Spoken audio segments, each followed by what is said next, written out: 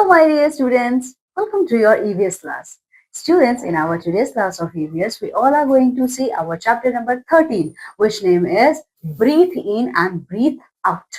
Students, इस पूरे chapter में हम लोग हमारे रेस्पिरेटरी ऑर्गन्स के बारे में बात करेंगे, ठीक है, जहां से हम सांस लेते हैं. ओके, सो यहाँ पे कौन कौन से ऑर्गन्स हैं जो हमारे रेस्पिरेशन को कैरी ऑन करते हैं, ठीक है. तो ये सारी चीजें आप इस चैप्टर के थ्रू पढ़ोगे. तो आ जाओ, देखिए.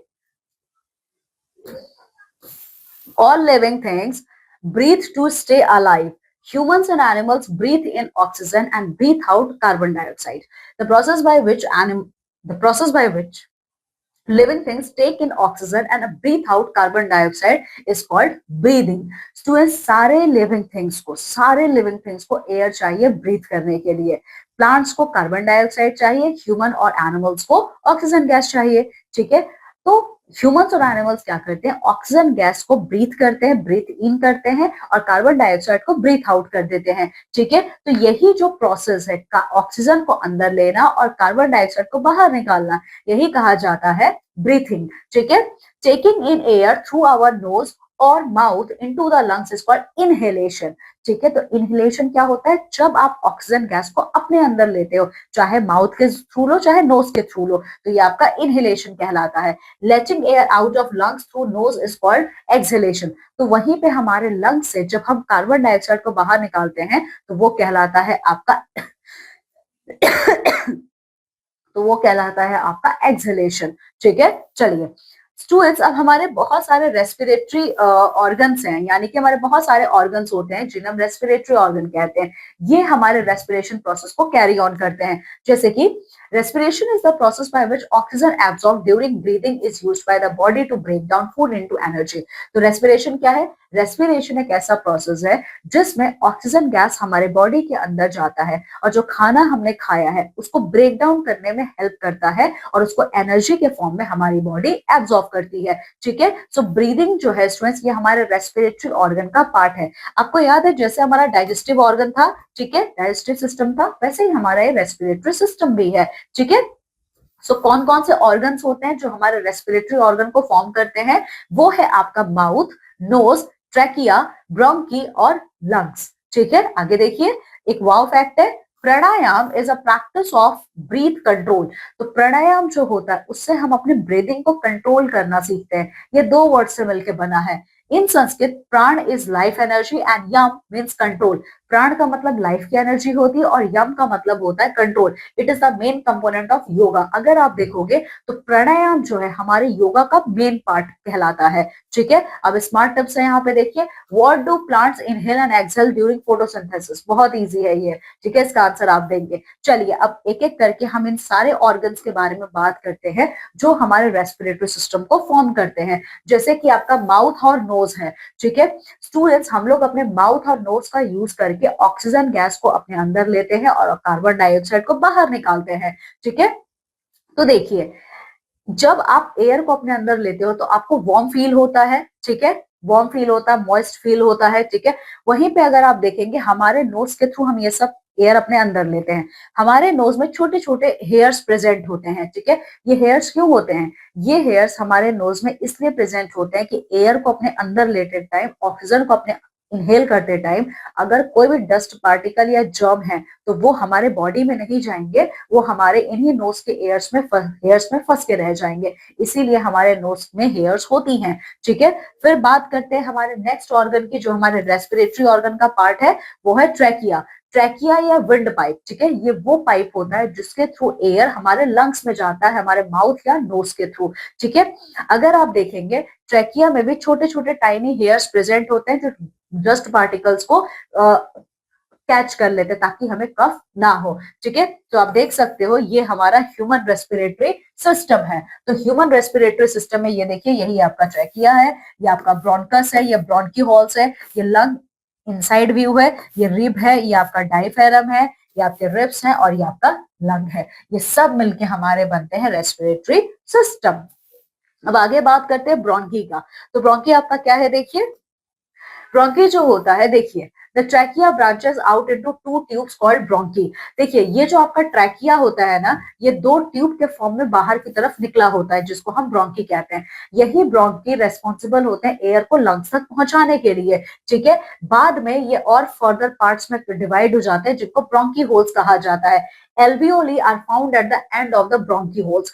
हर ब्रोंकी होल्स के एंड में एक एल्वियोली पाए जाते हैं, ठीक है। लंग्स, अब लंग्स क्या है स्टूडेंट्स, अगर आप देखेंगे तो लंग्स हमारे ह्यूमन बॉडी का सबसे बड़ा ऑर्गन है ना। क्या है, सबसे बड़ा ऑर्गन है जो कि पेयर में पाया जाता है। यह एक स्पंजी बैग है जिसमें एयर फिल होता है, और ये हमारे चेस्ट के दोनों साइड में रहता है, ठीक है। साथ ही साथ अगर आप देखेंगे हमारे बॉडी में दो लंग्स है, एक राइट लंग है, एक लेफ्ट लंग है। जो आपका राइट लंग होता है वो लेफ्ट लंग के कंपैरिजन में बड़ा होता है। लंग्स जब हम एयर को ब्रीथ करते हैं तो फूल जाते हैं, ठीक है, और जब हम एयर को एक्सहेल करते हैं तो कॉन्ट्रैक्ट हो जाते हैं। इसके अलावा अगर आप देखें गैसेस का एक्सचेंज भी आपके लंग वाले एरिया में ही चलता है।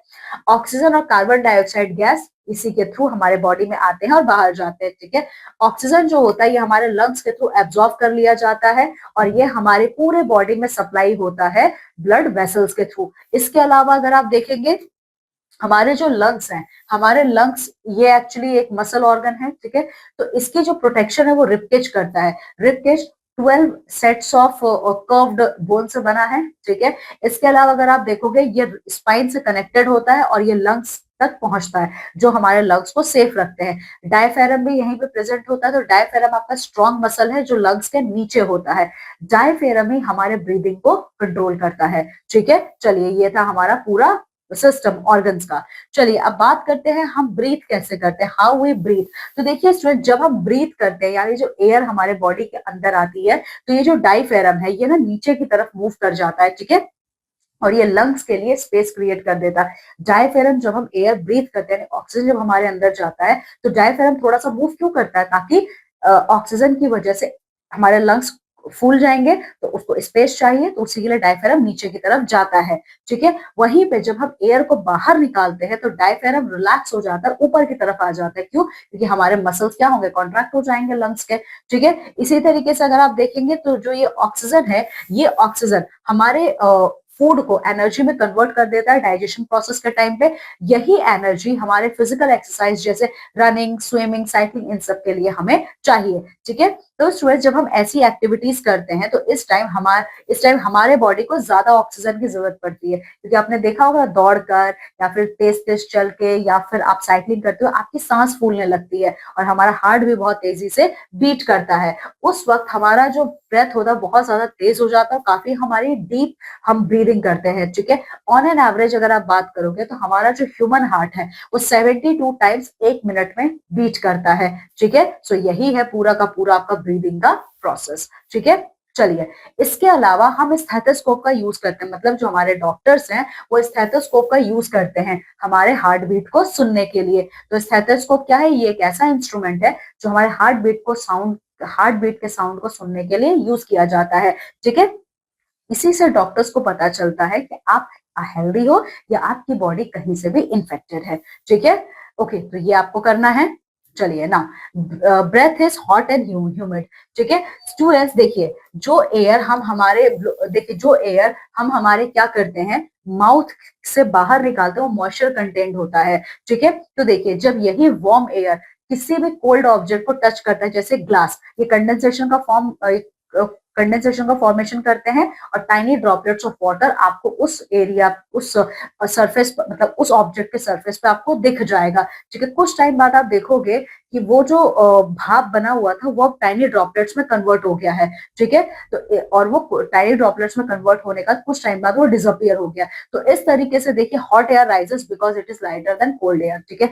आपने अभी तक जितना पढ़ा है आपने ये देखा है एयर जब गर्म होता है वो तो ही ऊपर जाता है, ठंडा होता है तो नहीं जाता। ऐसा क्यों? क्योंकि जो हॉट एयर है वो लाइट वेट होता है कोल्ड एयर के कंपैरिजन, इसीलिए वो ऊपर जाता है। अब देखिए how does our breath help us, ठीक है। ब्रीथ हमारी हेल्प कैसे करता है, ठीक है। देखिए स्टूडेंट्स, जब आपका हाथ अगर कहीं से जला हुआ, जब आप उस पर ब्लो करोगे, ठीक है, तो आपको जो जहां पे जला है उसके ऊपर वाले एरिया में आपको ठंडापन महसूस होगा, ठीक है। ऐसा क्यों होता है कि हमारे माउथ से जो मॉइस्चर पास हुआ है वो हमारे बर्न एरिया को रिलीफ पहुंचाता है, ठीक है। For the same reason we blow on hot cup of tea to cool it, ठीक है। तो आपको कूलिंग सेंसेशन होगा तो आपको अच्छा लगेगा। इसीलिए जब हम एक गरम कप चाय पीते हैं, ठीक है, एक कप गरम चाय पीते हैं, हम हमेशा उसको ब्लो करते हैं ताकि वो जो चाय है वो ठंडा हो जाए इजीली, ठीक है।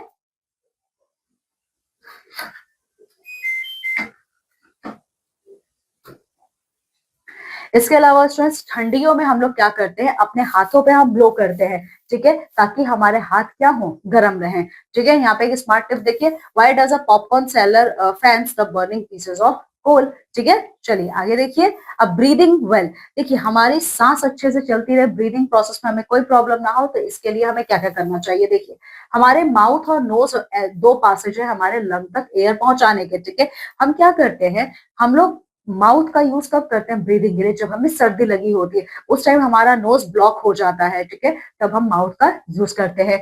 एक्सरसाइज या फिजिकल एक्टिविटी के टाइम हम क्या करते हैं, हमारी ब्रीदिंग थोड़ा हैवी हो जाती है, ठीक है, क्योंकि उस टाइम हमारे बॉडी में ज्यादा ऑक्सीजन की सप्लाई होती रहती है, ठीक है। देखो, yet breathing through the mouth yet breathing through the mouth especially while sleeping can affect our health, लेकिन माउथ से सांस हमें नहीं लेना चाहिए। जैसे सोते टाइम अगर आप अपने माउथ का यूज करते हो सांस लेने के लिए तो हमारे हेल्थ को इफेक्ट करता है, ठीक है। तो हमें एक प्रॉपर ब्रीदिंग प्रोसेस के लिए क्या करना चाहिए, हमेशा हमें अपने नोज का यूज करना चाहिए ब्रीथ करने के लिए, माउथ का नहीं, अनटिल एंड अनलेस कोई सर्टेन सर्कमस्टांसेस ना हो, ठीक है। हमेशा देखिए आपको क्या करना चाहिए, हमेशा अपने सर को ओपन करके सोइए, मतलब कभी भी आपको अपना सर ढक के सोना नहीं, अपने सर को खोल के सोइए, ठीक है। इसके अलावा जब भी एयर बाहर क्लीन हो तो ही आप मॉर्निंग वॉक करने जाओगे, और आपको डीप ब्रीदिंग एक्सरसाइज भी करनी चाहिए, ठीक है। अब यहाँ पे स्मार्ट टिप है, देखिए क्या है ये, why it is not good to cover your head while sleeping, ठीक है। चलिए, so here our chapter ends my dear students, let's see, let's review section. सारे लिविंग बींग्स को एयर चाहिए ब्रीथ करने के लिए। ब्रीथिंग क्या होता है, ब्रीदिंग एक ऐसा प्रोसेस है जिसके through living organisms oxygen gas को बाहर निकालते हैं, कार्बन डाइऑक्साइड को अंदर लेते हैं। इसके अलावा हमारा जो ब्रीदिंग सिस्टम है उसमें नोज, ट्रैकिया, ब्रोंकी, लंग्स और डायफ्राम आता है, ठीक है। गैसेस का एक्सचेंज हमारे लंग्स में होता है। इसके अलावा blowing air helps to make things cool and hot at the same time, okay, and we should breathe well in fresh air, okay.